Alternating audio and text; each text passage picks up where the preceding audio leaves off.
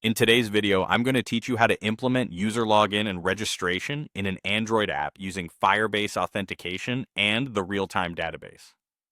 At a high level, we'll use Firebase authentication to handle the core account lifecycle, creating users and signing them in, and we'll use the real-time database to store any extra details you want alongside each account, like a display name or onboarding preferences. Think of authentication as the secure gateway that verifies identity, and the real-time database as a lightweight place to keep profile data tied to that identity. Start by planning a simple UI. One screen for registration with fields for email, password, and any supplementary info you want to save, and another for login with email and password. Under the hood, the app will use the Firebase Authentication SDK to create accounts and sign users in. When a user registers, you call the create method with their email and password. On success, Firebase gives you a unique user ID, often called a UID. That UID is your key for storing and retrieving profile data in the real-time database. Right after a successful registration, write the supplementary data to the database under a path like users/UID. Keep in mind that Firebase authentication already secures passwords, so you don't store the password in the database. Only the profile fields you actually need.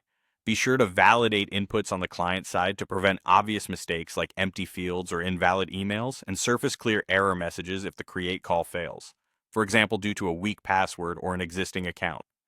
For login, the flow is just as straightforward.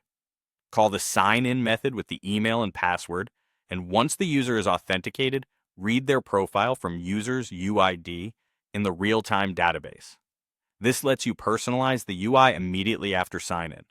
Firebase persists the authenticated state by default, so users remain logged in across app launches until they explicitly sign out, which helps provide a smooth experience.